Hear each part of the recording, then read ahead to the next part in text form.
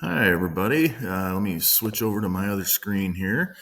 Okay, so we have a brand new buyer agreement. So um, as of what was it, July 1, we had to have do everything with an exclusive buyer agency agreement. And you guys know that I was not happy about that. It's like basically getting married on your first date. Which we all know how that would have turned out many, many times. But anyway, so I like this new one. So the main thing that they got rid of is only doing exclusive representation, which based on as I read the settlement, I didn't think that should have had to have been.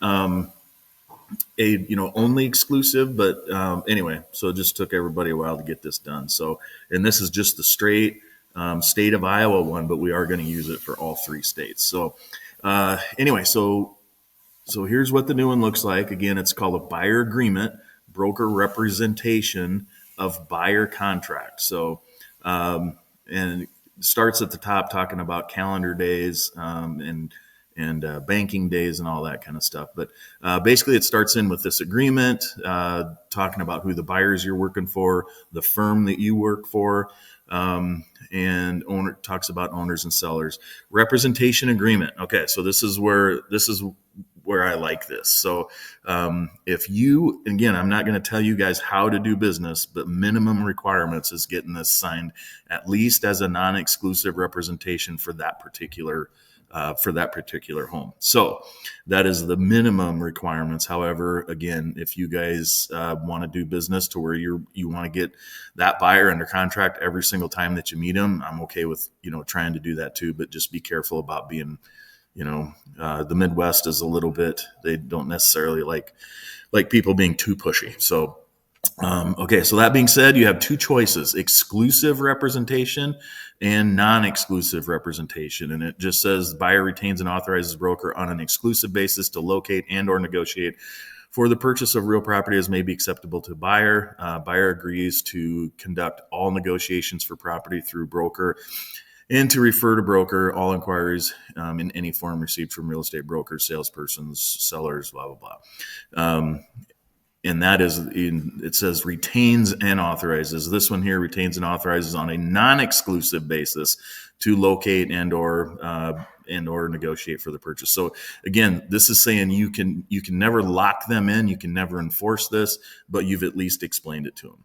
And I do like this addition right here. It says buyer affirms that they are not subject to another exclusive buyer agreement within the defined geographical area defined in Section 8 for brokerage services from another broker.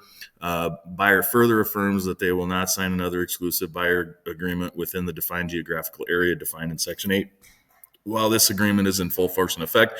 If there's no geographical area defined in Section 8, this form will be effective for the state of Iowa. And yes, I know it says that, but we are going to leave this.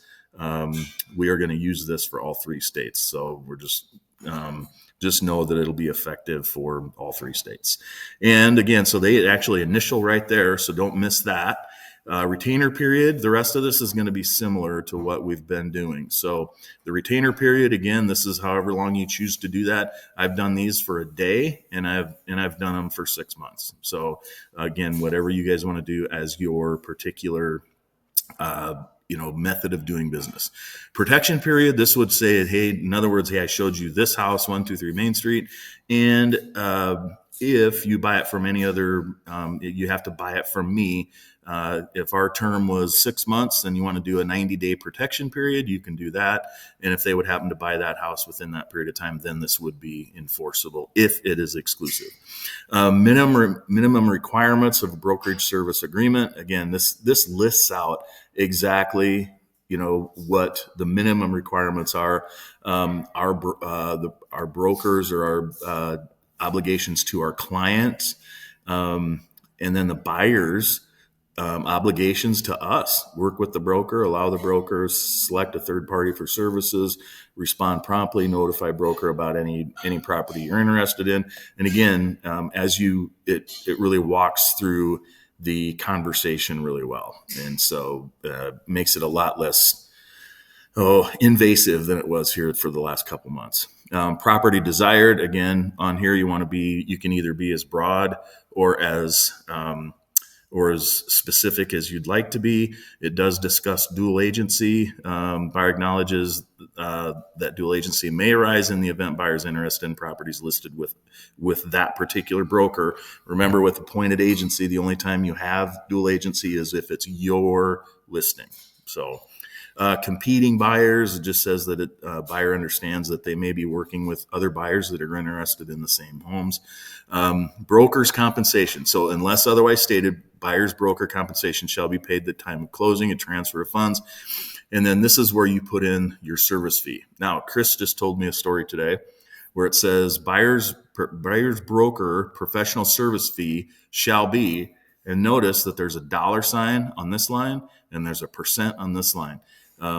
We just had a situation, not in our firm, but in Sioux City, where somebody put 3 right here where it says dollars, and that's all they're going to get, just $3. And they're in the process of disputing that currently. So that, and one of those are really hard to hold up.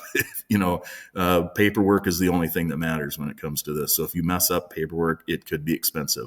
Again, just remember, you can put, if you're going to do something with the $sign, it would be like a flat fee. If you're going to charge somebody, $8,000 to work with you or whatever, you can put that in there, but normally it's going to be percentage of gross sale price. And again, it talks about this, talks about how the buyer understands that part of it.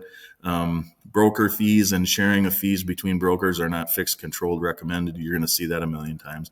Disclosure of buyer's identity. We normally have the permission to disclose that. However, there are times, and it's fairly often in Okoboji, that we do not disclose the buyer. And if we get to that point, call me and I'll tell you exactly how to do that.